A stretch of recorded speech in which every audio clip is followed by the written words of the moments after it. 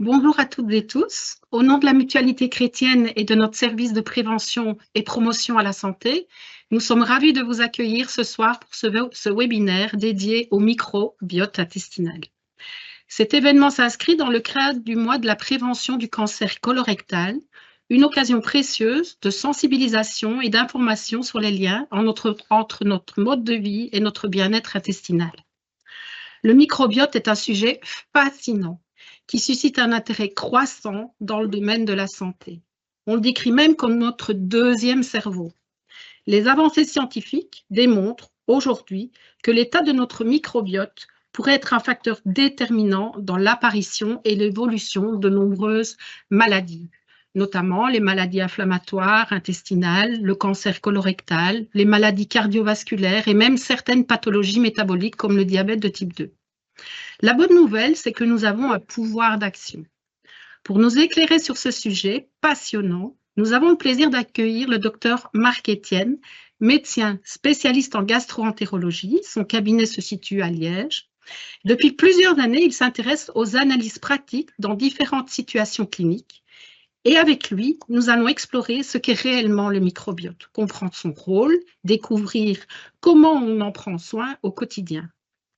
Avant de commencer, j'aimerais remercier mes collègues avec lesquels nous avons travaillé pour concrétiser ce webinaire. Manon qui est à la technique aujourd'hui, Laetitia et Pauline qui vont récolter vos questions. Alors, vous pouvez poser vos questions uniquement via le sigle en haut à gauche de votre écran, donc le Q/R. Le docteur Etienne répondra durant une demi-heure en fin de séance à vos questions et donc mes collègues vont récolter l'ensemble de vos questions, les classer par thématique et nous répondrons à un maximum de questions. Je vous souhaite une très bonne conférence. Docteur Etienne, c'est à vous. Merci Sandrine et merci à tous vos collègues. Bonsoir à toutes et à tous. Bienvenue et merci de nous rejoindre. Alors, comment ne pas parler aujourd'hui de ce désormais célèbre microbiote intestinal que l'on appelait précédemment la flore intestinale? Il est partout, il est tout simplement partout, dans les bouquins, dans les magazines, les émissions TV, les émissions radio, les podcasts, les réseaux sociaux. C'est très difficile d'y échapper à l'heure actuelle. Alors, vous allez me dire, n'est-ce pas un petit peu audacieux et provocateur de dire que c'est un atout santé numéro 1? N'est-ce pas un petit peu excessif? Bien sûr, de nombreux facteurs influencent notre bonne ou moins bonne santé générale. Il y a notre mode de vie, notamment alimentaire, on va bien entendu en parler ce soir, mais pas uniquement. Il y a le stress, le tabac, l'alcool, les médicaments, bref, l'environnement dans lequel nous vivons, et notre microbiote ne vit pas indépendamment de nous dans cet univers parfois polluant et irritant. Mais, et c'est pour cela que je n'ai pas hésité à l'appeler atout santé numéro 1, tous ces éléments extérieurs sur lesquels nous pouvons parfois influencer, en réalité, ils agissent sur notre organisme en grande partie par interaction avec notre microbiote intestinal. Alors, les principaux axes de la soirée, ça va être articulé autour de 4 thèmes qui vont évidemment être intriqués et qui auront comme dénominateur commun le microbiote intestinal. On parlera bien évidemment des cancers et tout particulièrement du cancer colorectal, du cancer de l'intestin, puisque comme vous l'a dit Sandrine, le mois de mars traditionnellement est le mois consacré aux campagnes de sensibilisation au dépistage de ce cancer fréquent mais souvent curable. Un deuxième axe concernera les maladies qu'on appelle cardiométaboliques. Cardio pour facteur de risque vasculaire et métabolique parce que ayant trait à l'obésité et à tout ce qui favorise l'excès de poids. Là aussi, le microbiote est concerné et il y a eu, pas plus tard qu'il y a 2 mois, lors d'une journée mondiale, journée internationale consacrée à l'obésité, de nombreuses conférences et séminaires consacrés aux interactions microbiote-obésité. Je dirais également un mot, c'est très en recherche pour le moment sur différentes affections du système nerveux, différents aspects neurocognitifs. Ça va de l'anxiété aux dépressions, en passant par les Parkinson, les maladies d'Alzheimer, les troubles du déficit et de l'attention, et également des troubles du spectre autistique. Là aussi, des données scientifiques récentes et solides nous intéressent et nous incitent à penser que notre microbiote intestinal pourrait être impliqué. Le cancer colorectal, ce sont des données qui ne sont pas récentes, mais qui sont néanmoins régulièrement actualisées. En fait, ceci reprend, c'est du registre belge du cancer, ça reprend les 10 cancers les plus fréquents en 2022. Et comme vous le savez, depuis quelque temps, on essaye de sensibiliser la population, c'est-à-dire vous, au dépistage utile de ce cancer colorectal parce que fréquemment curable, on va le voir dans un instant. Le cancer du côlon, c'est devenu le 4e cancer le plus fréquent en Belgique. D'après les chiffres du registre de la Belgian Cancer Registry, les chiffres n'ont guère évolué. Et ce qui est important, c'est le 4e en termes de fréquence, mais c'est le 2e cancer le plus meurtrier. Donc, il a une place majeure dans les campagnes de prévention. Alors, schématiquement, notre tube digestif se compose d'une série d'organes. Un bref rappel, quand nous mangeons, la nourriture transite par l'œsophage, arrive à l'estomac, elle sort de l'estomac et fait un parcours relativement long de 6 à 7 mètres au niveau de l'intestin grêle. Et ensuite, nous arrivons au niveau du gros intestin, le côlon, qui est l'organe le plus fréquemment exposé au cancer de l'intestin. Le cancer de l'intestin égale le cancer du côlon. Il y a différents segments avant d'arriver au niveau du rectum, qui est la partie terminale. Le gros intestin mesure grosso modo 1 mètre, 1 mètre 30 de long et il occupe toute la cavité abdominale. Alors, un cancer colorectal, pardon, cancer colorectal, c'est une masse de cellules. Un cancer, qu'il soit colorectal, intestinal ou autre, c'est un ensemble de cellules, un amas de cellules tout à fait anormal, qu'on appelle une tumeur. Et une des caractéristiques des cellules cancéreuses, c'est qu'elles échappent à tout contrôle. Quand on vient au monde, nos organes se développent et puis chaque organe, qu'il s'agisse du foie, du cerveau, des os, de l'intestin, chaque organe atteint sa taille optimale. Eh bien, une tumeur cancéreuse évolue de manière totalement anarchique et non contrôlée. Il faut savoir, et vous le savez probablement, que lorsque des cellules cancéreuses quittent la tumeur d'origine, elles peuvent aller s'installer à distance dans des ganglions, qui sont le relais de l'inflammation, dans le foie, dans le poumon, dans le cerveau, c'est ce qu'on appelle des métastases. Et ces métastases sont constituées de cellules identiques à celles du site d'origine. Autrement dit, on retrouve à distance des cellules cancéreuses de l'intestin et doivent être traitées comme telles. Alors pourquoi ce crabe? On compare souvent le cancer à un crabe. C'est Hippocrate, donc il y a bien longtemps, Hippocrate, qui le premier avait comparé le cancer à un crabe, tout simplement par analogie à l'aspect des tumeurs, les tumeurs du sein principalement, mais c'est vrai pour d'autres également. Les tumeurs du sein, elles naissent, voilà la tumeur d'origine, elle est centrée par une formation arrondie et puis il y a des extensions et les extensions s'étendent petit à petit vers les organes avoisinants, un peu à l'image des pattes d'un crabe. Brièvement, ceci qui nous montre, donc toujours retiré du Belgian Cancer Registry, du répertoire, c'est qu'il y a eu un pic d'incidence il y a une dizaine d'années. Et puis, et je pense pouvoir dire que c'est depuis l'intensification, la mise sur pied, puis l'amplification des campagnes de dépistage, à partir de 2014, on assiste régulièrement à une décroissance. Alors l'année 2020, vous voyez que pouf, tout d'un coup, on en a découvert beaucoup moins. Malheureusement, ce n'est pas la vérité. 2020, année Covid, année où on a, il ne faut pas avoir peur de le dire, où on a mis de côté des diagnostics, y compris de pathologies graves telles que le cancer. La survie à 5 ans, je vous l'ai dit. 2 tiers à 3 quarts, que ce soit chez l'homme ou la femme, les chiffres sont comparables. 2 tiers à 3 quarts des patients diagnostiqués cancer de l'intestin ont une survie à 5 ans tout à fait correcte. Malheureusement, il reste encore trop, 1 tiers des patients, grosso modo, décèdent à 5 ans. Et il est évident que ce sont des moyennes, que pour une personne donnée, le pronostic individuel dépend bien entendu de différents facteurs, notamment le stade de ce cancer au moment du diagnostic. Quelques facteurs de risque. Il y a l'âge, l'hérédité, le mode de vie, nous allons bien entendu en parler, c'est un des thèmes de la soirée, et d'autres facteurs de risque. Alors l'âge, très clairement, le nombre de cancers augmente régulièrement à partir, je dirais, de 50 ans. Et c'est pour ça que les campagnes de dépistage s'appliquent, s'orientent surtout autour des populations adultes à partir de 50 ans, parce que c'est vrai que des cancers de l'intestin, malheureusement, on peut rencontrer à des âges jeunes et ils sont souvent redoutables, mais le maximum commence à partir de 50 ans. L'âge est un facteur de risque. L'hérédité en est un autre. Et on considère globalement et statistiquement que si un parent du premier degré, donc un parent proche, présente un cancer colorectal, votre risque est x2 par rapport à une personne n'ayant pas d'antécédents héréditaires d'un seul parent seulement. Le mode de vie, c'est un des thèmes de la soirée. L'alcool, le surpoids, la consommation excessive, j'insiste sur excessive, je ne vous dis pas ici qu'il faut devenir tous végétariens ou véganes, mais la consommation excessive de viande rouge, de charcuterie par les composants inflammatoires et agressifs et les mauvaises graisses sont un facteur de risque du cancer colorectal. Le style de vie sédentaire, alors le style de vie sédentaire, j'aime bien cette petite image parce que ce pauvre type, il est jeune, donc ça c'est déjà un facteur de risque qu'il n'a pas, mais il est en surpoids, comme vous pouvez le constater. La malbouffe ici, je ne suis pas sûr que ce soit l'éloigné de la dia précédente et il est connecté sur son écran, donc il ne bouge pas du tout. Sédentarité, excès de poids, malbouffe, il ne manque plus qu'une cigarette, mais heureusement, il ne l'a pas pour le moment. Mais donc, le style de vie joue un rôle. Le tabac, voilà pourquoi j'en parlais. Le tabac, outre évidemment son risque que vous connaissez tous comme facteur de risque du cancer du poumon, du cancer de la vessie est également un des facteurs de risque du cancer du côlon. Donc, tous ces facteurs augmentent le risque de développement du cancer de côlon, indépendamment d'autres éléments. Alors, j'ai mis dans autres facteurs, des autres facteurs, ce sont des lésions anatomiques. Le cancer de l'intestin se développe très rarement sur un intestin où il n'y a rien au départ. Je veux dire quoi par là? C'est que la plupart du temps, vous avez des lésions potentiellement précancéreuses que j'ai figurées ici.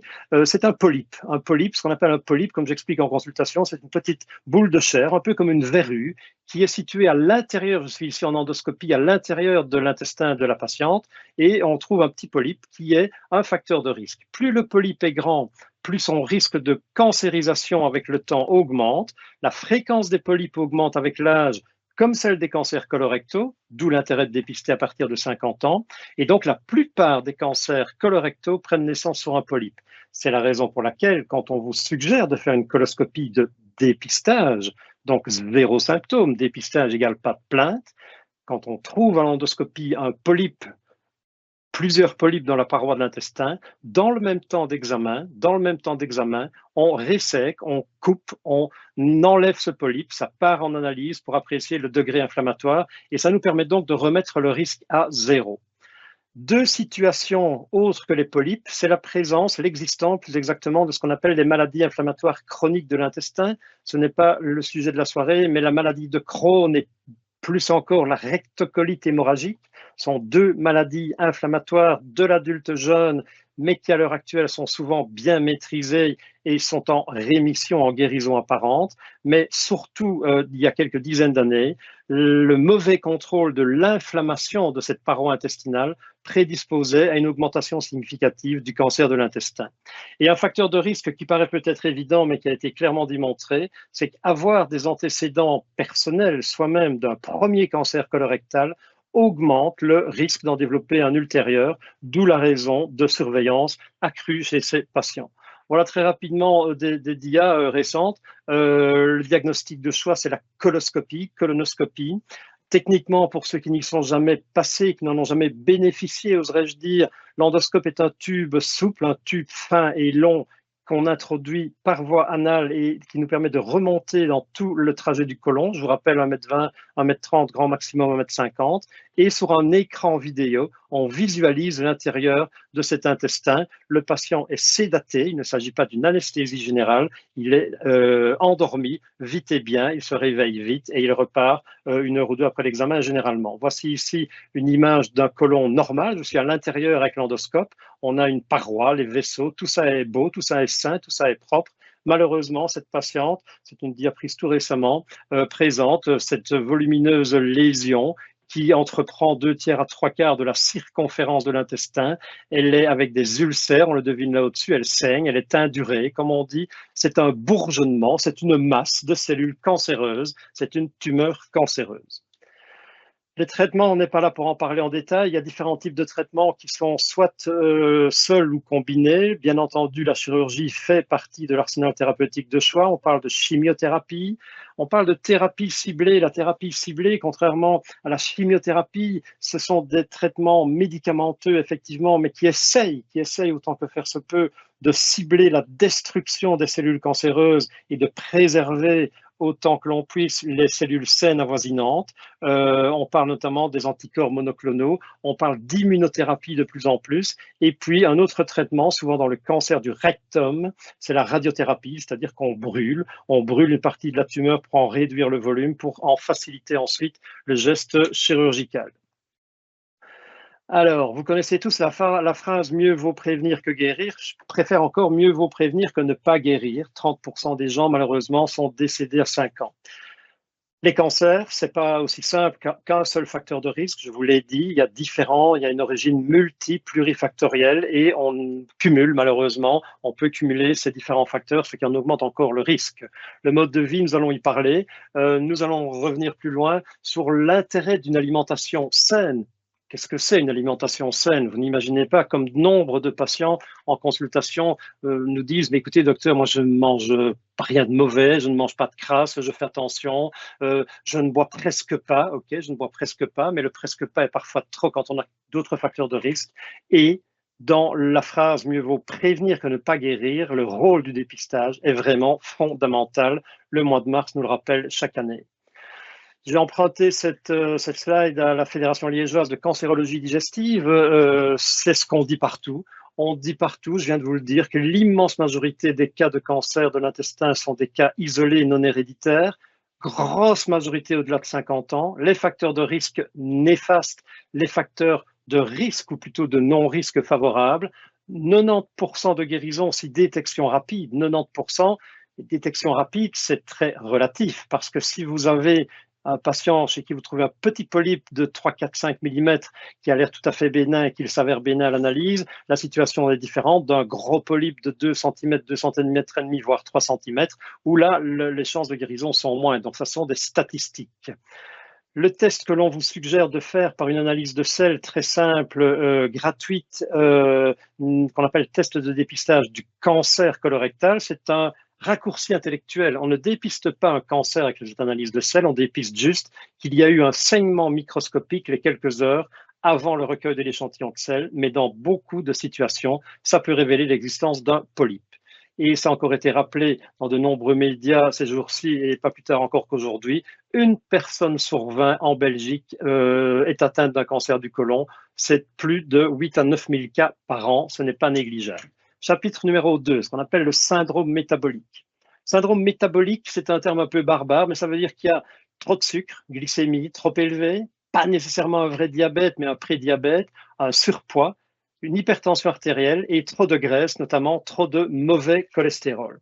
Quand vous cumulez au moins 3 de ces facteurs, trop de sucre, surpoids, hypertension et hypercholestérol, vous avez la définition de ce qu'on appelle le syndrome métabolique. Et ce syndrome métabolique expose très clairement à un risque accru de maladies vasculaires, mais pas uniquement, cirrhose du foie, thrombose, accidents vasculaires cérébraux. Ça augmente le risque de diabète, bien entendu, d'hyperglycémie, et un lien, pas d'une causalité, on va y revenir, un lien entre ce syndrome métabolique et la maladie d'Alzheimer semble assez établi et de plus en plus confirmé. Axe numéro 3 de la soirée, je vous ai parlé des affections neurologiques, ça peut surprendre, ça nous a surpris nous-mêmes il y a plus de 10 ans quand on nous a dit « Ah ben oui, il y a un lien entre votre intestin, entre le mode de vie, et certaines affections neurocognitives, maladie d'Alzheimer, Parkinson, anxiété, dépression. En fait, vous savez comme moi que l'intestin, on le désigne souvent comme le deuxième cerveau parce qu'il contient un nombre impressionnant de neurones, donc de cellules comme dans le cerveau. C'est pas pour ça qu'il a les mêmes fonctions, mais il y a par contre, et on va y venir, de nombreuses interconnexions. Il y a un dialogue permanent entre le cerveau, le schéma ici montre qu'il y a en fait, les petits dessins, ce sont des bactéries, comme on trouve dans le microbiote intestinal, pour montrer à quel point les affections neurologiques peuvent être influencées. Et j'ai mis cette dia qui est toute récente pour ceux qui ont eu la chance, mardi de la semaine dernière, d'assister sur France 5 à une émission qui s'appelait Cerveau, le bonheur est dans l'assiette. Je trouve que l'image est sympa. C'est tout simplement parce qu'il y a effectivement des connexions clairement démontrées, multiples et parfois complexes, entre notre système intestinal, le microbiote, et notre cerveau. Alors, On le dit souvent, c'est un terme qui est, je ne dirais pas galvaudé, mais on dit souvent que l'intestin est notre deuxième cerveau. Je viens de vous le dire, il y aurait des centaines, 100, 200, 300 millions de cellules nerveuses, de neurones dans notre intestin, et la complexité de relations entre ces différentes cellules nerveuses dans l'intestin est énorme et assez semblable à ce qu'on trouve dans notre cerveau. Un autre point, et je viens de l'évoquer, c'est les relations intestin-cerveau. Alors, vous connaissez probablement tous la sérotonine. La sérotonine, c'est le nom d'une hormone. On appelle ça un neurotransmetteur, mais retenons que c'est une hormone qui est présente dans notre corps et c'est l'hormone typiquement de la zénatitude. Les gens hyper stressés qui ne parviennent pas à se détendre, ils ont souvent un déficit de sérotonine dans le corps et notamment dans le cerveau. Or, et c'est là un des points qui a attiré l'attention il y a déjà pas mal de temps, c'est que les cellules, certaines cellules de notre intestin, sont responsables de la production de plus de 90% de sérotonine dans notre corps. Et cette sérotonine, elle joue principalement au niveau du cerveau, elle joue sur l'humeur, les sentiments de bonheur, de dépression, de plaisir, mais module également la sensation de faim ou de satiété. Et donc, à partir de ces 90% de sérotonine produite au niveau de l'intestin, il y a une grosse partie qui peut être envoyée au niveau du cerveau, pour autant que notre intestin soit en bonne santé. Le cerveau lui-même fabrique un tout petit pourcentage de cette sérotonine par certaines cellules, par certains neurones. Et ce qui est intéressant et qu'on a démontré et sur lesquels on peut jouer en pratique clinique, c'est que certaines bactéries de notre microbiote intestinal ont un impact, ont des répercussions quand elles fonctionnent mal, quand elles dysfonctionnent, sur une mauvaise production de sérotonine dans notre intestin. Et donc, c'est ce que je disais, le cerveau régule en réalité l'activité de l'intestin, mais vice-versa. On a de très nombreuses études scientifiques qui, depuis quelques années déjà, ont mis en évidence que cette communication entre l'intestin et le cerveau se faisait dans les deux sens. Je parle souvent en consultation d'une autoroute de l'information qui est bidirectionnelle. L'intestin, par le biais du microbiote, par le biais de la production de certaines molécules chimiques par nos bactéries, on va y revenir, envoie des signaux au cerveau et le signal envoie en retour des autres informations à notre intestin. Cette autoroute bidirectionnelle, elle fonctionne en permanence. Et cet axe intestin-cerveau, ou plus exactement axe intestin-microbiote-cerveau, va agir entre autres sur notre comportement, notre aspect cognitif, donc la mémoire, Alzheimer, on y viendra, nos émotions, notre humeur, nos envies, notre perception, bref, sur le neurocognitif et psycho-émotionnel au sens large. Alors, on a parlé donc des cancers, du cancer colorectal, du métabolique, de l'obésité cardiovasculaire. Je viens de parler de l'impact des maladies de santé mentale. Et vous allez me dire, oui, mais et le microbiote dans tout cela? Eh bien, ce qu'il faut savoir, c'est qu'avant de parler un peu plus en profondeur du microbiote et de ses impacts multiples, je tiens à souligner une chose très importante, c'est que observation, corrélation ne veut pas dire causalité. Ce n'est pas parce qu'on a établi un lien en observant des faits, un lien entre un déséquilibre dans notre microbiote, par exemple, et certaines maladies. Ce n'est pas pour ça que la cause se trouve dans le microbiote. Et j'aime bien ce petit cartoon, c'est toujours assez sympa. C'est le bonhomme qui dit à son copain, c'est bizarre, chaque fois que je dors avec mes chaussures, j'ai mal la tête le lendemain. Et l'autre lui répond, bah, tu ne crois pas que c'est parce que tu avais plutôt bu un peu de trop et que tu as dormi avec tes chaussures et que tu as mal la tête parce que tu as bu de trop. Donc tout ça pour dire que la corrélation n'implique pas la causalité et ça c'est très important. Et donc, on considère actuellement que 90% des maladies sont liées, pas causées, c'est important, sont liées à des anomalies quantitatives ou fonctionnelles de notre écosystème intestinal, dont le microbiote, et on va y venir, est un acteur principal, un acteur central. D'où l'intérêt de le comprendre, ce microbiote, et donc de l'analyser de manière la plus pertinente possible pour que ça puisse avoir un intérêt en clinique. Alors, vous connaissez certainement, pour nombreux d'entre vous, ce bouquin. Il est sorti en 2014, il est sorti en librairie en 2014, et c'est vraiment ce bouquin qui a, si je puis dire, amené le microbiote intestinal vers le grand public. C'est un bouquin fort bien écrit par une très jeune collègue, une médecin allemande. Et pour la petite histoire, cette jeune médecin était depuis l'enfance atteinte d'une maladie de la peau pour laquelle on ne savait pas faire grand-chose. Et elle a eu l'idée de s'intéresser aux aspects tout à fait méconnus à l'époque de l'intestin. Je vous parle de 2014, il y a 10 ans, ce que je vous dis aujourd'hui, soit que ça n'existait pas, soit on était vraiment dans les balbutiements, dans les limbes. Et depuis cette sortie, évidemment, très remarquée de ce bouquin qui vraiment a vulgarisé de manière très intelligente les relations entre l'intestin, le microbiote et d'autres problèmes, il est évident que les médias de toutes sortes se sont emparés du sujet, en ont accentué la diffusion parmi nous, et c'est très bien. Les émissions TV, des radios, des bouquins scientifiques. Celui-là a été écrit par un grand spécialiste du microbiote en France. Il y a eu également des bandes dessinées, une bande dessinée remarquable, je vous la recommande. C'est pas moi qui y ai participé, c'est un de mes collègues, le professeur Sokol, qui est un gastroentérologue internationalement reconnu dans le domaine des maladies inflammatoires et du microbiote. C'est très bien fait, cette bande dessinée. Il y a eu également, c'était en avril dernier, un très bon documentaire de vulgarisation sur Netflix, je ne peux que vous le recommander également. Et tout récemment, le premier polar, il fallait que ça sorte, il fallait y penser, le premier roman policier dans lequel le héros principal, en fait, c'est le microbiote. Eh bien, tout ça, c'est très bien.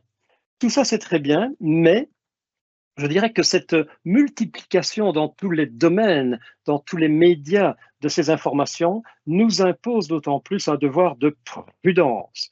Car, et c'est logique, ce sujet a forcément, comme dans d'autres domaines, a inévitablement et malheureusement véhiculé ce qu'on appelle des fakes, donc des fausses informations, mais ces fakes, à force de se répéter, deviennent des réalités pour certains, et c'est le problème parce que ces fakes à répétition pourraient fausser, et c'est un danger du public, pourrait fausser la perception et les attentes nombreuses et légitimes du public sur ces applications.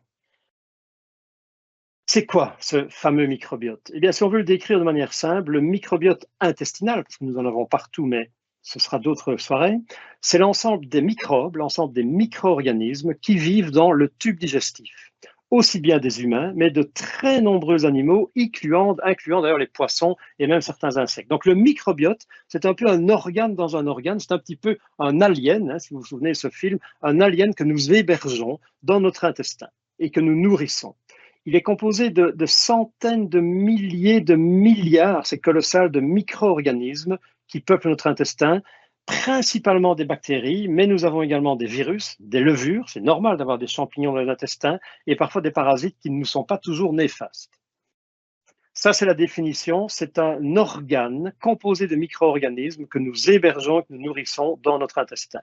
Alors, j'aime bien cette dia que j'ai d'ailleurs empruntée à la bande dessinée de Harry Sokol, que je viens de vous présenter il y a 2 minutes. En fait, c'est un petit peu comme un réseau social. Il appelle ça le microbe book. Le microbe book, vous aurez tout de suite compris à quoi il fait allusion, parce que toutes ces bactéries, tous ces genres, toutes ces espèces, toutes ces souches de bactéries qui peuplent notre intestin sont interconnectées entre elles et dialoguent entre elles. Il y a plusieurs centaines de familles qui ont des fonctions spécifiques avec des rôles de mieux en mieux connus, bien évidemment sur la fonction digestive, c'est là qu'elles habitent, rôle sur l'immunité de l'intestin, un rôle anti-inflammatoire, donc protecteur, notre intestin est en première ligne, un rôle important sur la motricité de notre intestin, constipation, diarrhée, il y a des liens évidents entre des dérégulations du microbiote et ces troubles du transit intestinal. La fonction barrière, on en parlera éventuellement, la fonction barrière, c'est la qualité de cette étanchéité, on parle beaucoup d'hyperperméabilité intestinale, qui est la porte ouverte à des phénomènes inflammatoires. Donc, tous ces rôles sont joués par notre microbiote et je dirais surtout par l'activité fonctionnelle de ce microbiote, je vais développer. Microbiote intestinal, c'est un petit peu comme la partie visible d'un iceberg et on en connaît actuellement certaines choses, on n'en a pas, loin de là, percé tous les mystères, contrairement à ce que certains voudraient faire croire, mais et ce n'est pas une raison pour ne pas utiliser ce qu'on connaît à l'heure actuelle. Grosso modo, on estime que notre microbiote intestinal pèse un quart de kilo. Un quart de kilo dans notre intestin, c'est des microbes, c'est des bactéries principalement. Ce qui est assez impressionnant, c'est que le nombre de bactéries, mais c'est la grande majorité de micro-organismes, nous avons autant de bactéries, pour faire simple, dans l'intestin que de cellules du corps humain. Déjà, ça, c'est assez impressionnant. Dans ce petit paquet de 250 grammes, nous avons autant de cellules que dans un corps humain, quel que soit son poids.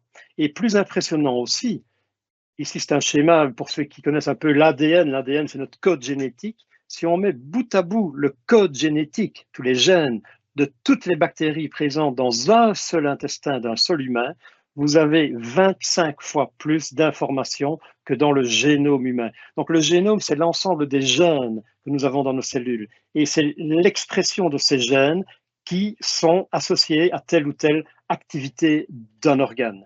Par exemple, l'organe de digestion, l'activité des enzymes de l'intestin, c'est parce que nous avons des gènes dans nos cellules intestinales qui font en sorte que les enzymes fonctionnent.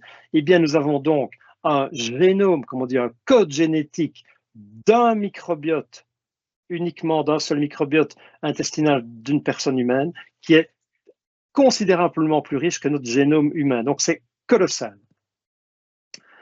Je vous l'ai dit, ce microbiote, il est très bien connecté à l'intestin par l'intermédiaire du microbiote. C'est donc cette autoroute bidirectionnelle de l'information. Mais le réseau microbiote lui-même, je vous l'ai montré avec le petit dessin emprunté à Sokol de ce microbook, très clairement, non seulement il est connecté, le microbiote intestinal, à notre cerveau, mais manifestement, et cette dia paraît complexe, rassurez-vous, je ne vais pas la passer en détail, mais cette dia pour montrer tout simplement que notre microbiote intestinal est interconnecté avec le microbiote au niveau de la peau, au niveau de la bouche, au niveau des voies urinaires, le microbiote pulmonaire, le microbiote vaginal, etc.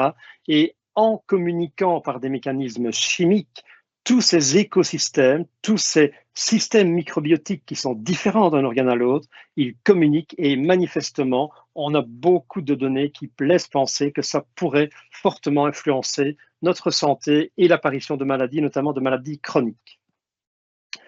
Je vous ai dit que notre microbiote, j'ai glissé dessus, mais on va rentrer dans l'essentiel. Le microbiote, c'est plus par son fonctionnement qu'il est intéressant.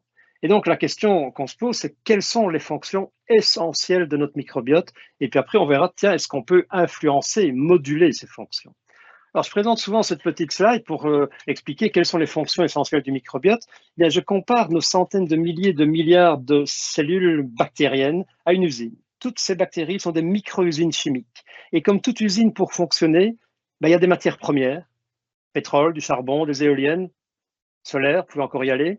Une fois transformées, ces matières premières fournissent un produit fini. En l'occurrence, ici, j'ai pris une photo de gélules, de médicaments. Nous sommes dans un webinaire santé, donc ça tombait plutôt pas mal.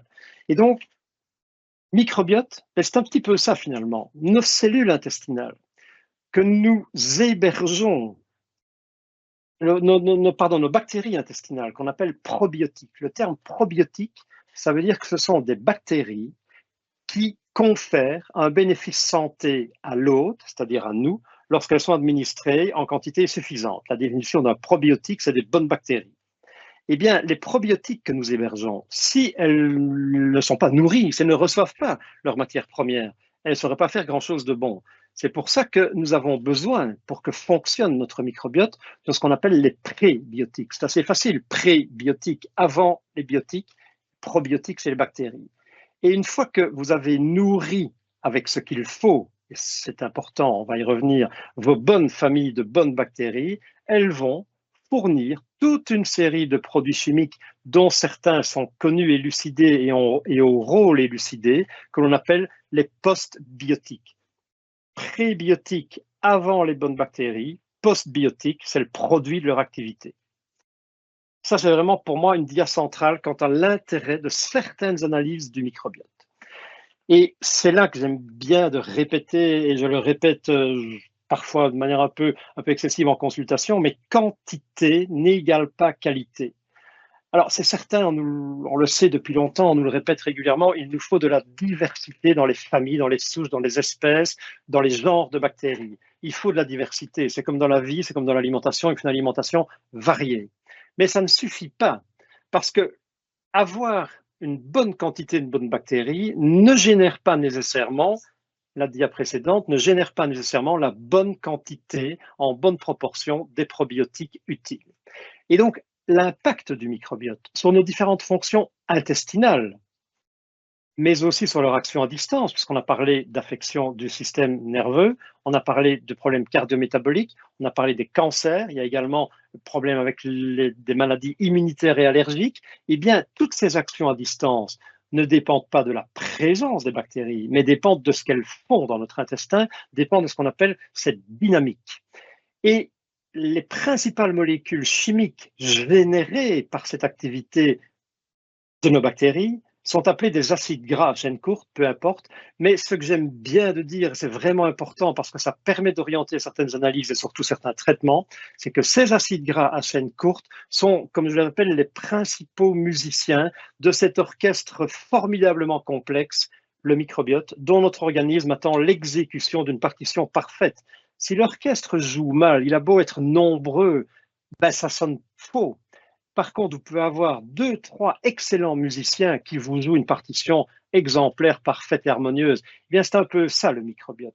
Et je prends souvent l'exemple en consultation, c'est un exemple assez bateau, mais je prends un exemple, voilà, vous avez une armée de 1000 soldats qui sont super équipés, qui va aller affronter une armée de 10 000 soldats, mais qui ont oublié leurs armes à la maison. Eh bien, c'est évidemment les 1000 petits nombres soldats qui vont l'emporter. Donc, c'est un élément clé, quantité ne rime pas avec qualité. Alors, je vous ai parlé des acides gras à chaîne courte, rassurez-vous, on ne va pas s'étaler sur le sujet, mais ce sont les principaux produits du métabolisme, donc de l'activité des bactéries. Elles sont nourries par quoi les bactéries? Pour faire simple, elles sont nourries par les prébiotiques, terme maintenant que vous connaissez. Et les prébiotiques, où est-ce qu'on les trouve dans notre assiette? Ce sont des fibres végétales, ce sont des crudités, des céréales, des fruits, des légumes. Nous en absorbons une partie d'éléments essentiels pour notre bonne santé, mais nous ne savons pas, nous n'avons pas la capacité, nous n'avons pas la machinerie capable de digérer, de dégrader ces fibres alimentaires.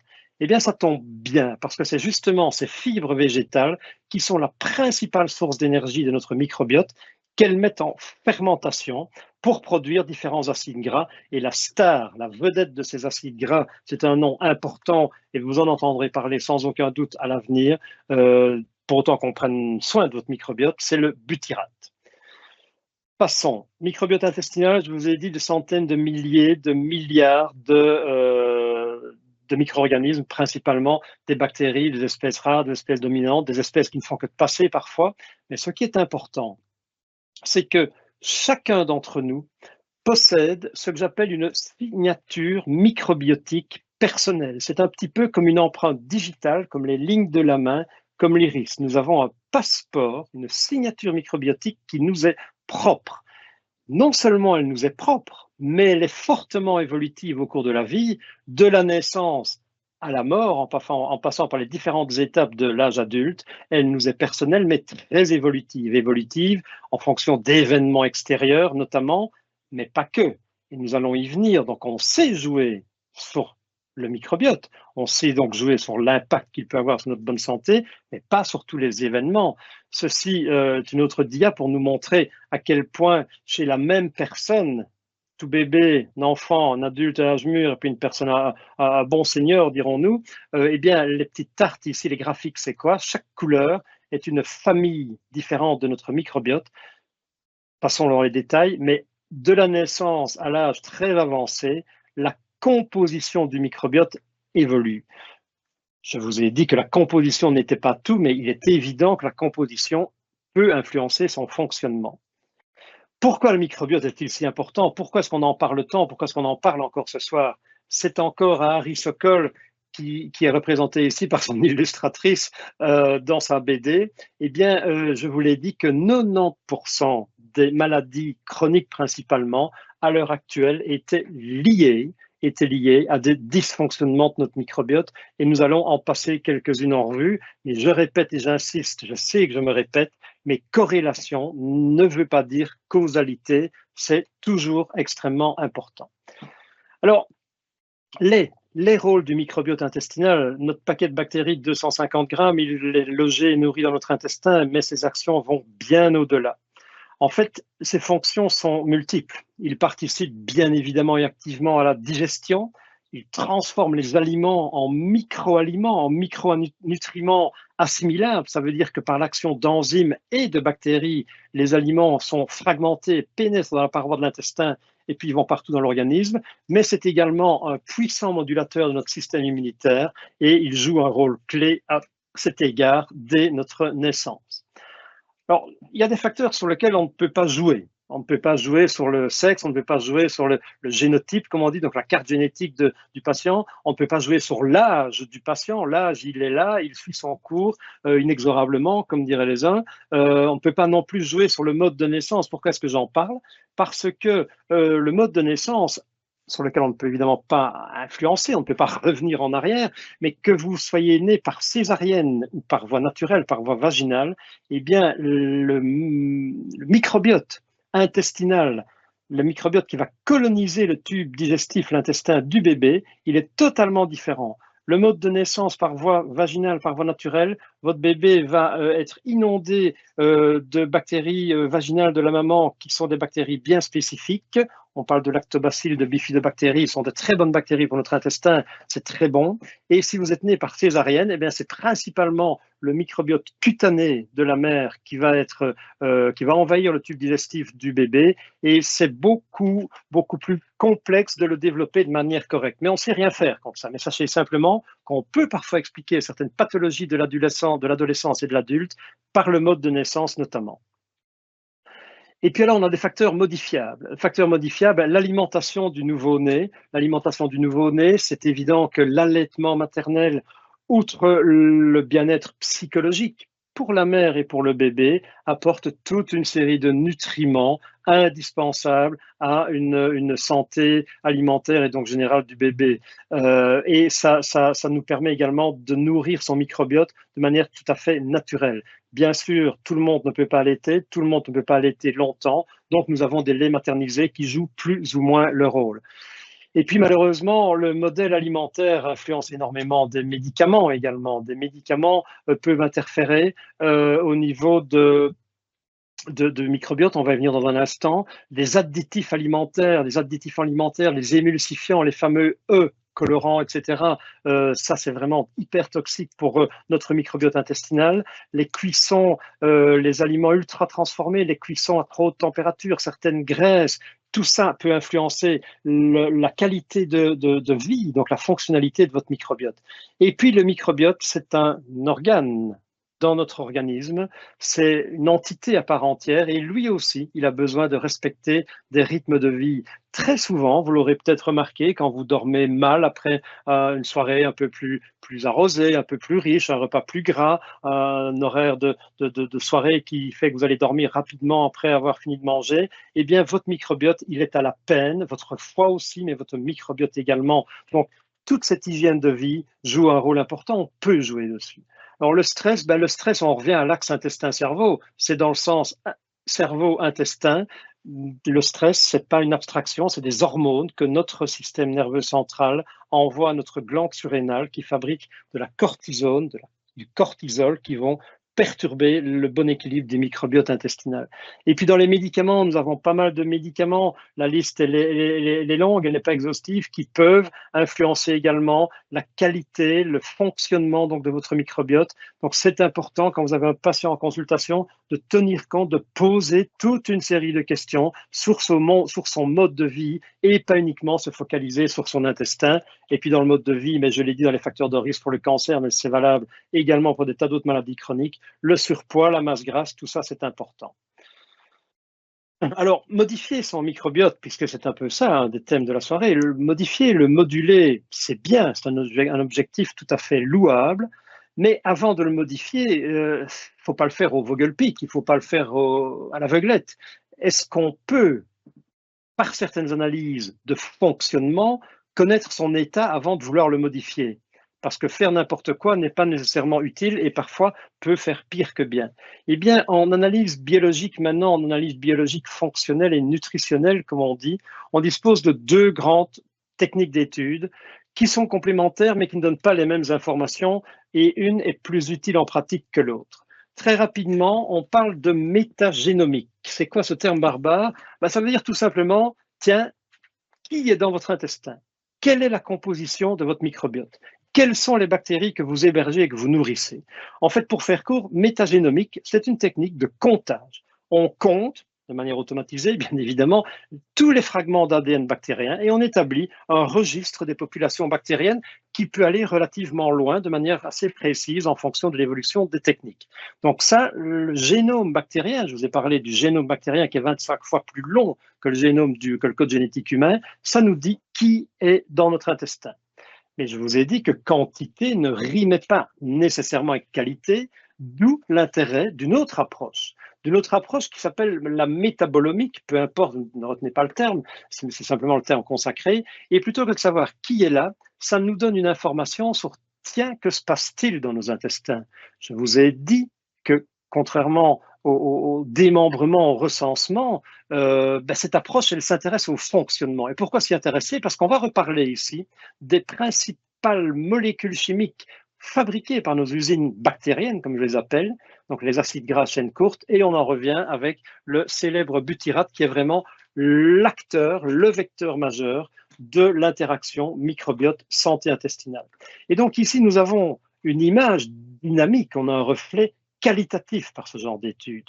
Donc, que se passe-t-il dans nos intestins me paraît beaucoup plus utile en pratique clinique plutôt que de savoir simplement qui est là. D'autant plus que, comme je vous l'ai dit, nous avons tous une signature microbiotique qui nous est propre. Et donc, ça manque un peu d'intérêt en pratique de savoir, tiens, quelle est la composition de notre microbiote au jour J, au temps T, puisqu'en plus, je vous l'ai dit qu'il était évolutif. Donc, ce reflet qualitatif, c'est une véritable approche dynamique qui nous permet de voir comment fonctionne notre microbiote. Et donc, je vous l'ai dit, il faut de la diversité, mais il faut surtout une fonctionnalité efficace. Quelles sont brièvement les maladies qui peuvent être associées à un déséquilibre du microbiote intestinal? On parle dans ce cas de dysbiose. Déséquilibre du microbiote, c'est dysbiose. Mais la question, encore une fois, est-ce la cause ou la conséquence des maladies? On constate qu'il y a des anomalies de fonctionnement, éventuellement des anomalies dans la composition du microbiote. Est-ce la cause ou la conséquence? Alors, il y a beaucoup de situations auxquelles on reste avec des questions qui sont ouvertes. On n'a pas encore de réponse franche dans certaines situations, mais ça évolue extrêmement vite.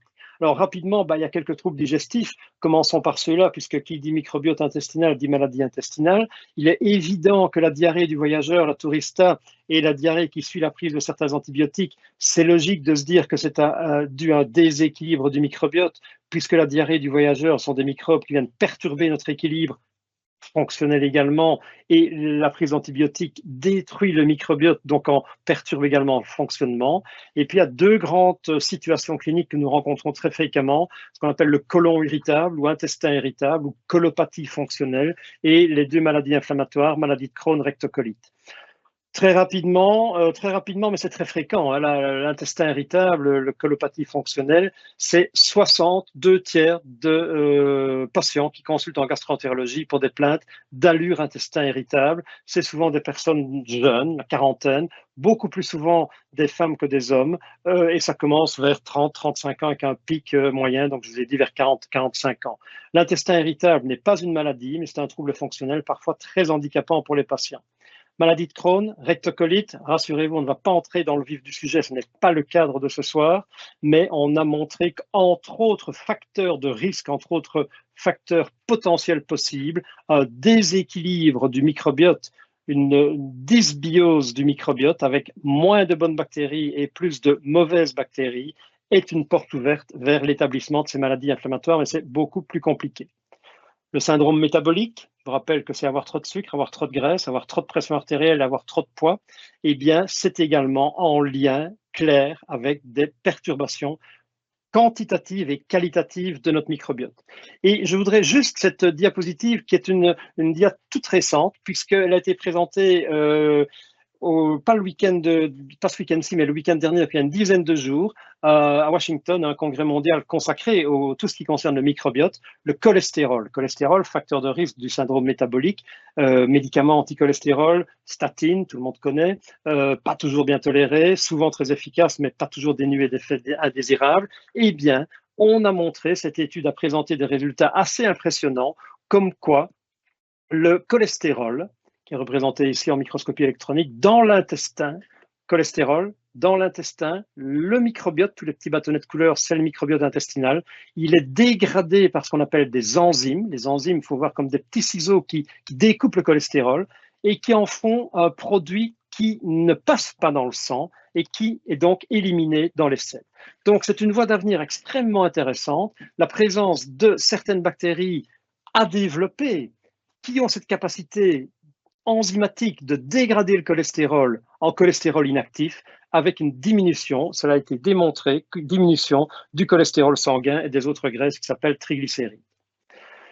Affection du système nerveux, graphique simple, vous en conviendrez, tout ça pour dire que la paroi intestinale, l'intestin, le cerveau, il y a un axe, des axes, intestin-cerveau. Et qu'est-ce qui peut influencer la qualité de cet axe à travers notamment la qualité fonctionnelle du microbiote? C'est notre alimentation, on va y venir.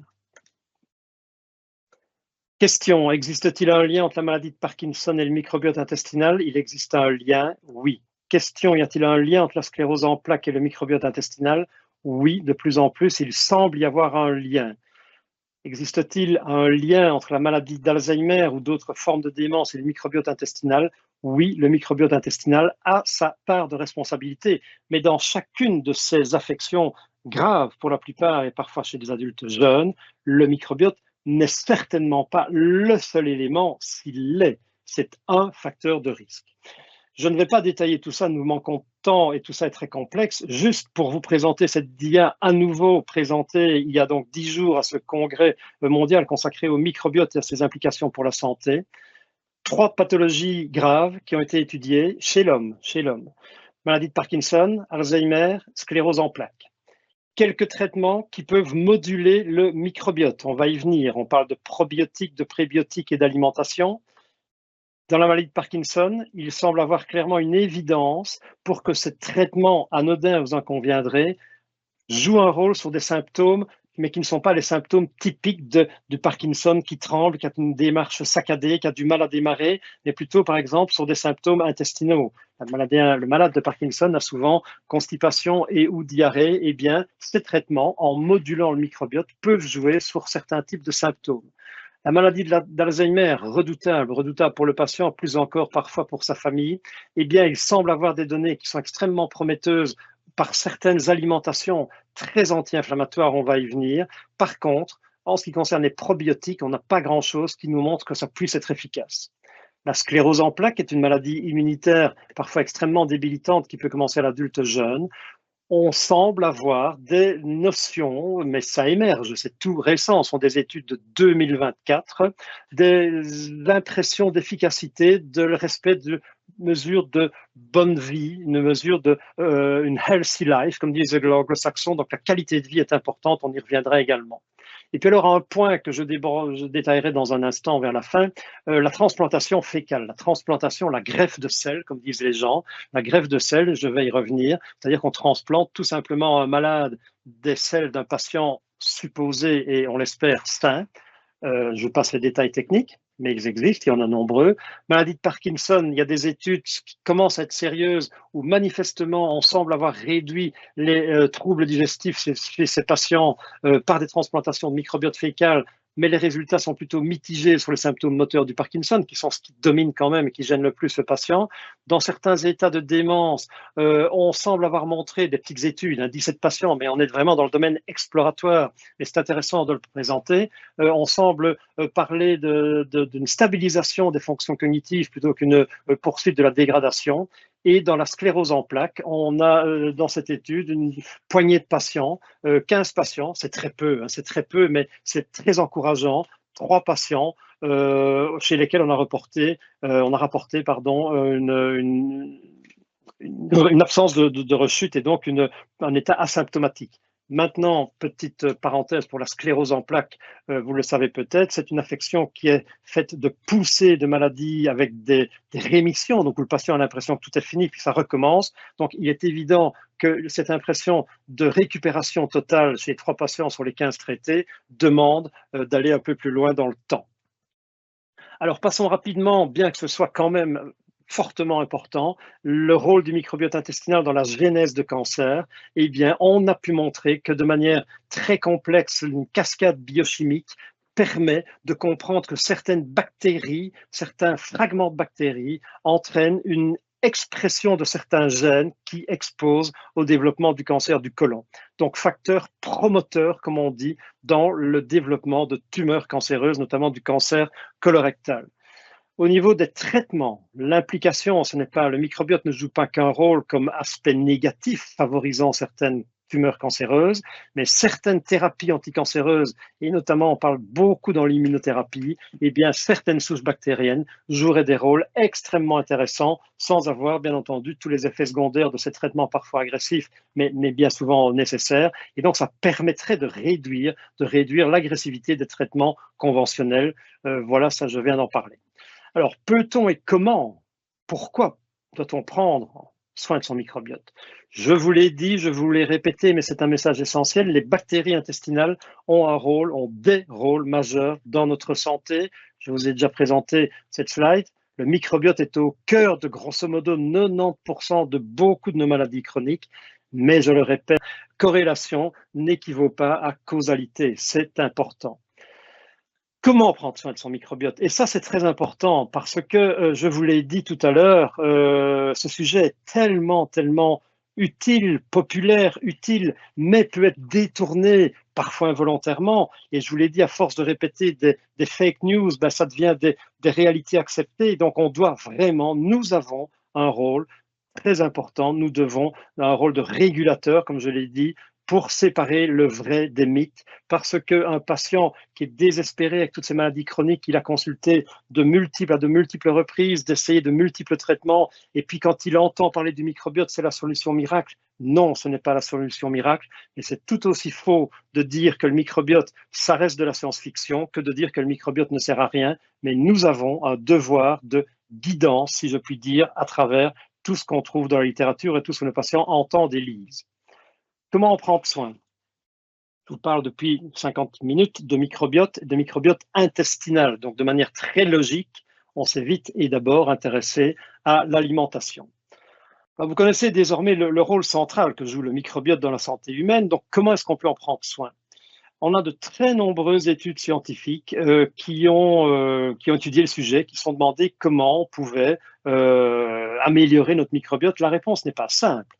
Alors, la réponse n'est pas simple parce que l'alimentation déséquilibrée, c'est vrai, si on a une alimentation riche, grasse, alcool, ça fait partie de l'alimentation, nous allons altérer notre microbiote et ça peut déboucher sur des anomalies fonctionnelles, donc des maladies chroniques, mais encore faut-il identifier ces aliments pour une personne donnée. Nous ne sommes pas égaux face à l'alimentation.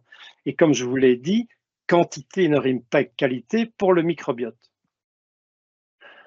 Le microbiote, on parle de l'alimentation, pardon. On parle de l'alimentation. Oui, je peut-être été un peu vite, mais on va y revenir. Cette pyramide alimentaire, c'est le Graal supposé en matière de nutrition et pas uniquement en matière de microbiote, de cancer et de maladies chroniques. C'est ce qu'on appelle le régime méditerranéen. Le régime méditerranéen, c'est des fruits, c'est des légumes. Il faut manger varié, il faut manger coloré. Il faut éviter des viandes rouges en excès. Il faut préférer des poissons gras, des fruits de mer qui sont très riches en oméga 3, qui sont des composants naturellement anti-inflammatoires. Il faut préférer les volailles, des yaourts, des aliments fermentés et le moins possible de viande rouge, de sucreries. Le vin est autorisé dans le régime méditerranéen de manière parcimonieuse. Le régime méditerranéen est un des graals de l'alimentation dans tous les domaines. Les probiotiques, ce sont je vous l'ai dit, des bactéries, donc des micro-organismes vivants. Donc, vos gélules de probiotiques, vos organismes doivent être vivants en théorie, sinon ils ne servent à rien, qui, s'ils sont administrés en quantité appropriée, bénéficient à la santé de l'hôte. Les prébiotiques, ce sont des fibres alimentaires, des végétaux, des crudités, des céréales, qui ne sont pas, je vous l'ai dit, digestibles par l'homme, mais qui ont des effets favorables sur la santé. Pourquoi? Parce qu'ils sont les sources d'énergie principales de notre microbiote intestinal. Et cette usine bactérienne qui reçoit ces fibres, ces prébiotiques comme matière première, va en sortir des acides gras à chaîne courte, dont le butyrate, qui est un des principaux intermédiaires entre notre microbiote et notre bonne ou mauvaise santé. Donc ça, c'est très important. Donc le but, c'est d'avoir des bons probiotiques. Mais je vous ai dit que les bons probiotiques, c'est pas d'en avoir beaucoup qui fait que le job est obtenu dans l'intestin. Le travail qu'on attend d'un microbiote, c'est de produire une bonne quantité proportionnelle des substances chimiques dont on connaît à l'heure actuelle les rôles. Et donc, il faut viser, si possible, et c'est un écueil qui commence à être contourné, des probiotiques fonctionnels. Ce n'est pas en donnant 10 milliards, 50 milliards de bonnes bactéries que vous êtes nécessairement utile. Si elles ne fabriquent pas les substances dont notre intestin a besoin, je dirais qu'elles ne servent pas à grand-chose. Alors ça, rapidement, mais voilà, vous pourrez avoir accès notamment par le replay. Il y a toute une série d'aliments, je vous en donne encore plus quand je suis en consultation, des aliments prébiotiques, parce que c'est vrai qu'on peut acheter des compléments alimentaires, c'est pas ça qui manque sur le marché, mais ça ne remplace pas une alimentation saine et équilibrée. Et votre portefeuille n'en sera que plus content aussi, puisque ça coûte toujours moins cher de mieux manger que de mal manger en consommant des compléments alimentaires qui n'auront pas nécessairement le même effet. Postbiotique, on l'a dit, c'est une préparation qui fabriquée, c'est des produits actifs de notre microbiote intestinal. C'est aussi parfois des bactéries qui sont mortes, qui sont inactivées, contrairement aux probiotiques qui sont des bactéries vivantes. Les probiotiques, ce sont des bactéries inanimées et ou leurs composants chimiques, on vient de le voir avec le butyrate, qui confèrent un avantage santé. Alors, la transplantation de greffe fécale, alors ça paraît un petit peu berk, la greffe de microbiote, comme on dit, la transplantation de selles. Je vous avoue, quand on nous a présenté cela, gastroentérologue, il y a, à mon avis, une quinzaine d'années, on était extrêmement curieux, pour ne pas dire sceptique, comme vous l'êtes probablement ce soir. Mais comme je vous l'ai dit, ce microbiote, c'est un organe. Nous hébergeons un organe à part entière qui est le microbiote. Eh bien, ce microbiote intestinal peut être greffé en cas de certaines maladies pour rééquilibrer l'écosystème microbien. Alors, ceux qui ont vu l'émission sur France 5 mardi la semaine dernière, je veux juste dire un bref parenthèse, il y a un sensationnalisme un peu dérangeant dans cette émission, mais c'est malheureusement le propre de ce genre d'émission. Ceux qui l'ont vu ont vu une brave dame australienne qui s'injectait elle-même les selles de son compagnon d'une manière peu orthodoxe, si je puis dire. C'est évidemment, et ça a été souligné dans le reportage, le genre de truc à fuir. Ce genre de sensationnalisme n'a pas de place dans une émission sérieuse. Ça doit être encadré. Beaucoup de pathologies ont été étudiées. Je vous l'ai montré avec certaines pathologies du système nerveux central. La seule indication à l'heure actuelle qui ne souffre d'aucune controverse et qui a montré ses preuves depuis 10 à 15 ans, c'est certaines infections intestinales graves et résistantes aux antibiotiques. Alors, très rapidement, j'espère que Sandrine et Manon ne m'en voudront pas, on parle beaucoup de l'alimentation dans le cancer, c'est un des thèmes de ce soir. Je vous ai dit que le cancer ne résultait pas d'une seule cause. Alors, c'est vrai qu'un mode de vie sain, docteur, comment est-ce que j'ai pu me retrouver avec un cancer du sein? Je n'ai jamais mangé de saloperies, je mange des crudités, je ne bois pas d'alcool, je ne fume pas, je fais du sport. C'est pas aussi simple que ça, mais c'est vrai que ça augmente les chances de vivre plus longtemps. Et c'est pour ça que je vais très rapidement passer au crible certaines assertions à propos de l'alimentation, certains mythes et réalités sur ce qu'on appelle l'alimentation saine. Je vous ai parlé rapidement des oméga 3, qui sont des graisses, les seules graisses naturellement protectrices, des graisses anti-inflammatoires. Alors, ces graisses anti-inflammatoires sont très bonnes au niveau cardiovasculaire, au niveau neurocognitif, ça ne protège absolument pas du cancer. Les aliments classiques sont aussi valables que les aliments bio, tout à fait. Le terme bio n'a aucune influence démontrée sur le risque de cancer. L'allaitement maternel protège du cancer, oui, notamment par l'aspect de son microbiote et de l'immunité. Les boissons chaudes augmentent le risque du cancer, il faut nuancer. Alors le café, le thé, la caféine, la théine n'augmentent pas le risque du cancer de l'œsophage par leur qualité chimique, mais c'est la température qui pose problème quand elle est au-delà de 60 à 70 degrés. Alors ça, j'aime bien de le mettre parce qu'on l'entend et ça rassure certains. Un verre de vin par jour réduit le risque du cancer. C'est totalement faux. Le seul moyen d'éviter de réduire le risque du cancer lié à l'alcool, c'est tout simplement de ne pas en boire. Là, il y a du vrai, il y a du faux. Les édulcorants n'augmentent pas le risque de cancer. C'est le problème de l'aspartame, des Coca Zéro, des sodas sans sucre. Ça reste un débat qui est ouvert. Il y a du oui, il y a du non. Très franchement, le débat n'est pas encore tranché. Les huiles végétales peuvent augmenter le risque de cancer. Il n'y a pas de lien établi avec le cancer, sauf que dans les huiles végétales, il y en a qui sont riches en oméga 3, très utiles au niveau cardiovasculaire, riches en oméga 6, très néfastes au niveau cardiovasculaire. Donc certaines huiles végétales sont mauvaises pour la santé cardiovasculaire, mais pas de lien direct avec le cancer. Le soja, on l'a beaucoup incriminé comme facteur de risque du cancer du sein. La réponse est non.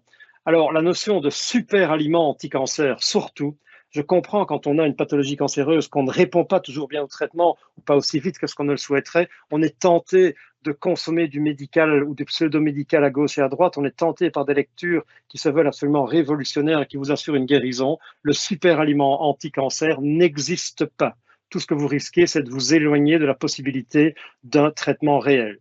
Le sel augmente le risque de cancer, oui, au niveau de l'estomac, mais je peux vous dire qu'il faut une concentration en sel extrêmement élevée et c'est principalement observé au Japon où tous les poissons et leur mode de cuisson et de conservation hyper salé augmentent le risque du cancer de l'estomac, pas chez nous.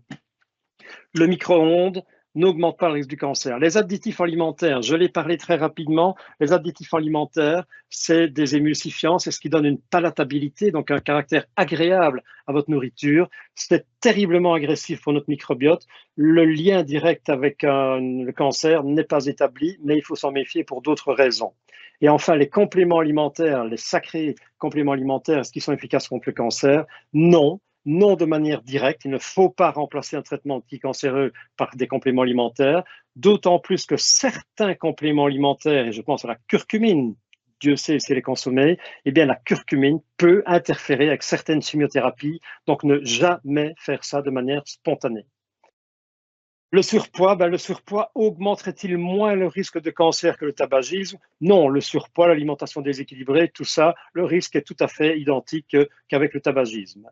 Alors, ça m'a toujours amusé, mais je le mets souvent. Est-ce qu'avoir un petit ventre est synonyme de risque accru du cancer, même sans un surpoids global? Bien oui, parce que je l'ai montré dans les dias sur le syndrome métabolique, on parle de graisse viscérale, c'est-à-dire la graisse au niveau de l'abdomen, la graisse qui entoure nos organes, notre intestin, notre foie. Eh bien, cette graisse-là, c'est la plus toxique et la plus génératrice. Alors, quand vous allez dans les rayons compléments alimentaires, que ce soit en pharmacie, en parapharmacie et probablement maintenant dans pas mal de grandes surfaces, est-ce que ça peut nous aider? Je viens de vous dire ce qu'il fallait en penser. Certains compléments ne sont pas toujours inoffensifs qu'ils le paraissent. Ne pas se laisser tenter par les sirènes du complément alimentaire à la place des traitements, même si on est déprimé, découragé, je peux le reconnaître volontiers. Et ce qu'il faut savoir, c'est qu'on n'a pas toujours des informations très précises quant à leur origine, quant à leur action et leur efficacité. Ce n'est pas des produits soumis à la même loi que les médicaments. Ils n'ont pas les mêmes obligations. En résumé, la healthy diet, donc la bonne santé, l'alimentation en bonne santé, 4 piliers principaux. Pas que pour les cancers, pas que pour les maladies métaboliques, mais c'est les fruits et les légumes de saison. Éviter les produits industriels, ce qu'on appelle les produits transformés, ou pire encore, les produits ultra transformés, qui sont très faciles à digérer, parce qu'il n'y a plus grand-chose dedans, mais qui sont terriblement agressifs pour notre intestin et notre microbiote. Ça, c'est vraiment à fuir. Les additifs alimentaires, je vous l'ai dit. Il faut privilégier certains poissons, les poissons gras, saumon, hareng, sardines, maquereaux, les fruits de mer, la viande blanche et limiter la viande rouge à 1 ou maximum 2 fois par semaine.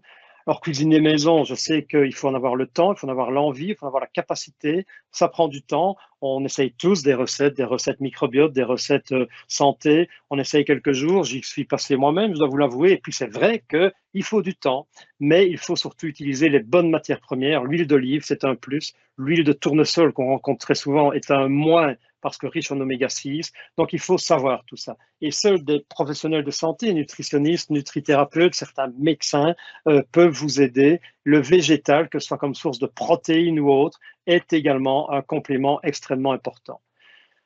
L'activité physique, je vous ai dit tout au début que la sédentarité était un facteur de risque à éviter. L'activité physique a toute son importance et les toxines, c'est des médicaments, c'est le tabac, c'est la pollution. C'est pas toujours facile d'y éviter, mais il faut au moins en être conscient. Tout ça pour dire que si vous visez un lifestyle bonne santé, vous risquez non pas d'éviter un cancer, non pas d'éviter un infarctus ou une maladie de Parkinson, mais vous allez considérablement en réduire le risque. En conclusion, vous l'aurez compris, l'enjeu n'est pas de compter le nombre de bactéries qui composent notre microbiote, mais bien de comprendre leur rôle. C'est pour ça que j'ai dit que le microbiote était une interface fonctionnelle, deux s'il vous plaît, entre son hôte et l'environnement, que c'est un second génome avec des fonctions essentielles. On ne le répétera jamais assez, pardon, il est temps que j'arrête. Une bonne santé globale passe par une bonne santé intestinale. Il est donc capital de s'assurer d'un bon équilibre fonctionnel de notre microbiote à ce niveau. Mais cet équilibre, vous l'avez vu, il est fragile, il dépend de nombreux facteurs génétiques non modifiables, d'autres qui sont modifiables, l'alimentation, le mode de vie, le stress. Eh bien ça, ce sont des leviers, Sandrine l'évoquait il y a 3/4 d'heure, sur lesquels nous devons agir si nous sommes sensibilisés. Et ce régime alimentaire est particulièrement déterminant, y compris dans le développement du cancer. Riche en fibres, elle doit être l'alimentation, riche en oméga 3, riche en aliments fermentés, source d'énergie pour notre microbiote qui va donc fonctionner beaucoup mieux. Et à l'inverse, je l'ai dit, mais c'est pas mal de répéter, une alimentation excessive en viande rouge, en produits ultra transformés, en additifs, peut gravement altérer.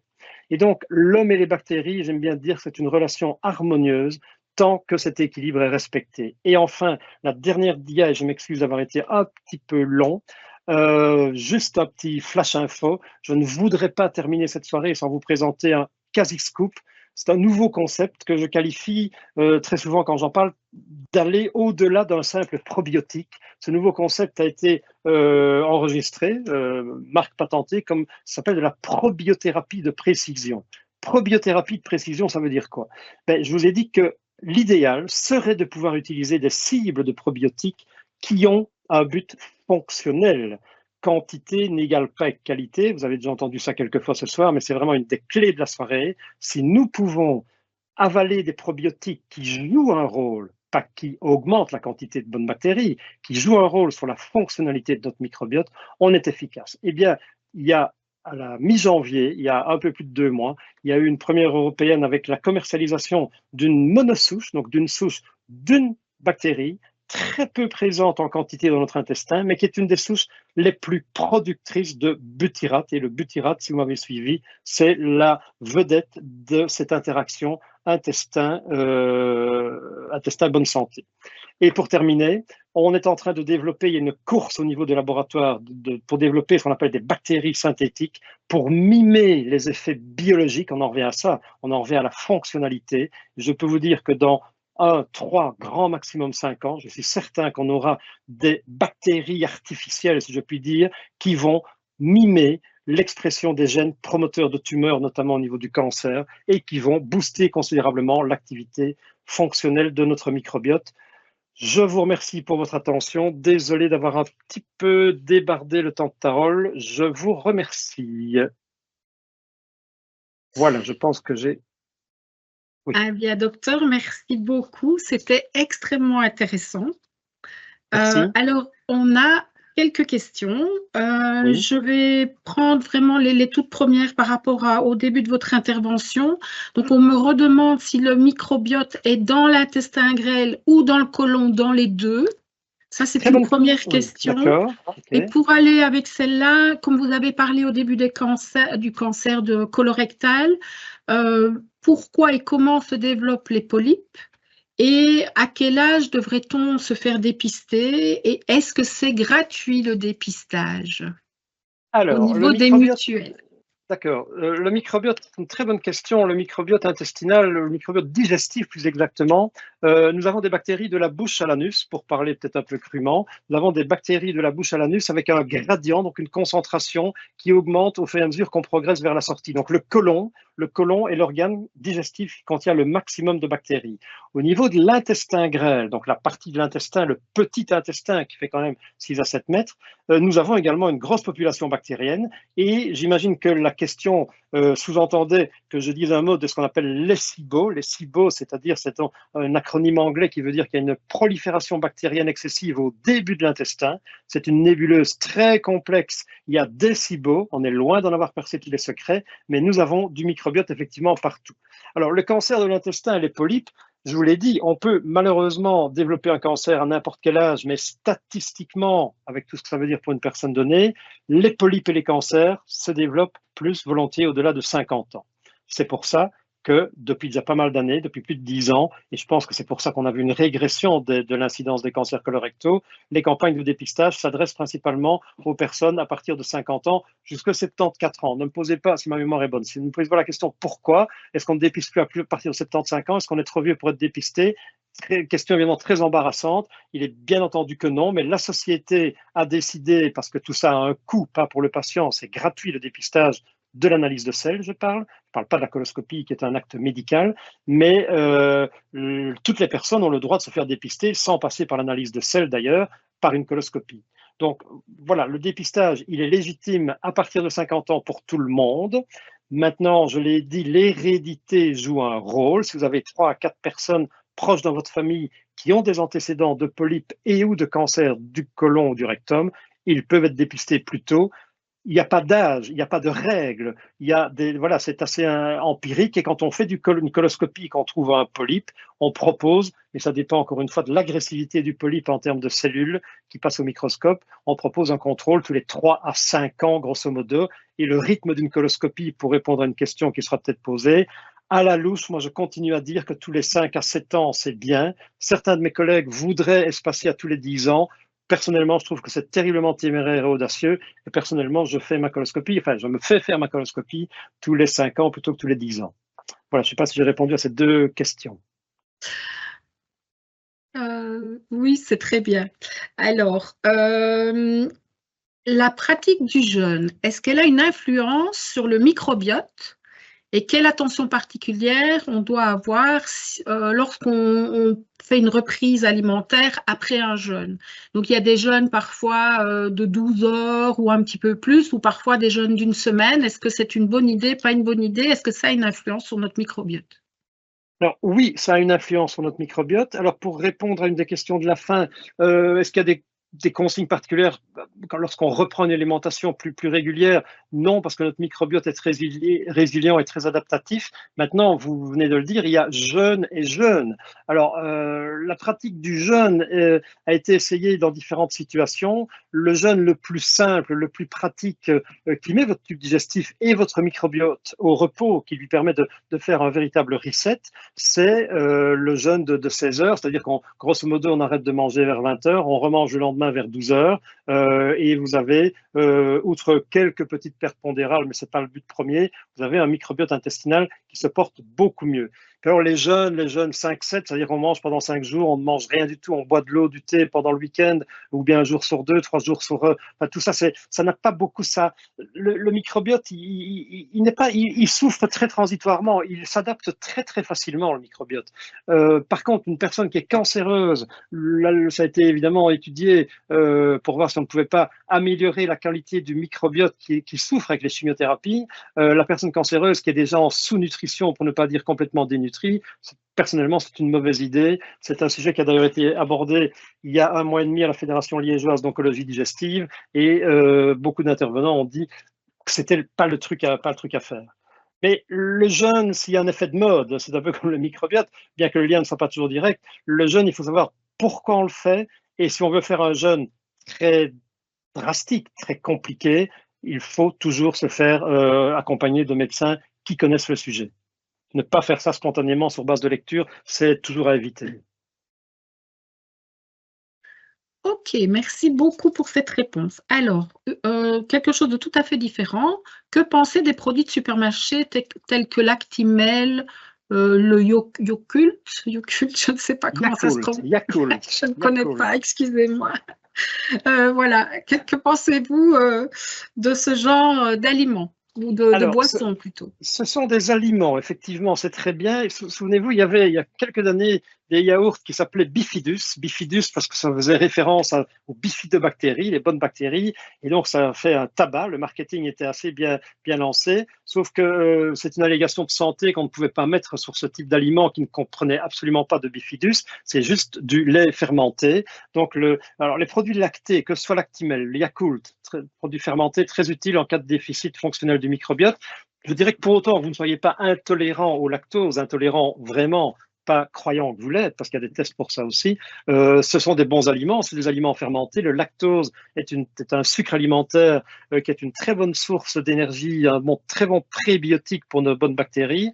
Je ne peux que le recommander. Le kéfir, très en vogue également, aliment fermenté, qui est une très bonne nourriture de notre microbiote.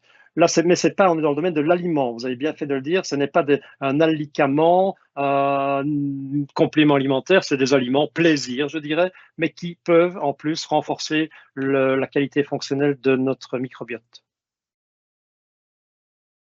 Alors, une question tout autre. Les maladies cœliaques prédisposent-elles, par exemple comme la maladie de Crohn, plus au cancer colorectal? Et avec cette question-là, il y en a une autre qui s'en rapproche, qui parle de la maladie de Crohn. Dans la maladie de Crohn, l'alimentation est assez restrictive. Donc, est-ce que ça a une influence sur notre microbiote et comment est-ce que l'on peut faire pour quand même bien alimenter son microbiote? Alors, très intéressant, très intéressant. La maladie cœliaque, c'est une maladie rare mais pas exceptionnelle. Une personne sur 20, sur 150, c'est une intolérance, une certaine forme d'intolérance au gluten. Qui est en fait une maladie immunitaire. Pour faire court, notre organisme fabrique des anticorps contre le gluten parce qu'il considère que c'est un étranger et il a raison, le gluten est un étranger à notre corps.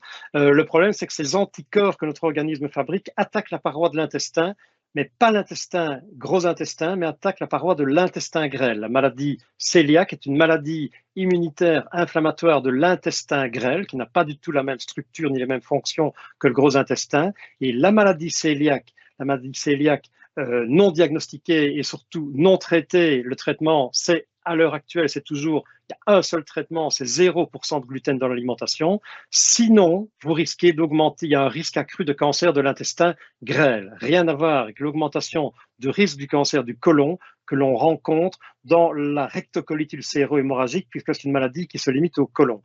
Par contre, cancer et maladie de Crohn, pourrait développer. La maladie de Crohn ne touche pas que le côlon, la maladie de Crohn peut toucher tout le tube digestif et c'est vrai que si elle est mal contrôlée, mais à l'heure actuelle on a quand même une armée de traitements qui permettent de mettre les gens en guérison apparente, le risque est fortement réduit. Par contre, excellente question, l'alimentation et la maladie de Crohn. Alors, je ne sais pas si la personne qui a posé la question est atteinte elle-même d'une maladie de Crohn, mais on nous a dit, et certains continuent malheureusement à répercuter ces informations à leurs patients, on a toujours considéré que dans les maladies inflammatoires de l'intestin, donc Crohn et rectocolite, surtout pas de fibres, évitez les crudités, évitez les graisses, pas de fruits, pas de légumes, vous allez irriter votre intestin. Eh bien, on a fait un virage à 180 degrés dans cette approche. On doit le faire en tout cas. Ceux qui ne l'ont pas fait doivent prendre le train quand même de l'évolution parce que, comme l'a signalé la personne qui a posé la question, on appauvrit considérablement et dramatiquement un microbiote qui au départ, je l'ai montré très rapidement, un microbiote qui au départ est déjà fragilisé dans sa composition et son fonctionnement, et priver ce microbiote de sa source d'énergie principale ne fait qu'aggraver les choses. Et donc, les aliments qu'on a interdits à nos patients il y a 20 ans, 30 ans, qu'il faudrait surtout plus interdire maintenant, sont au contraire des aliments à privilégier.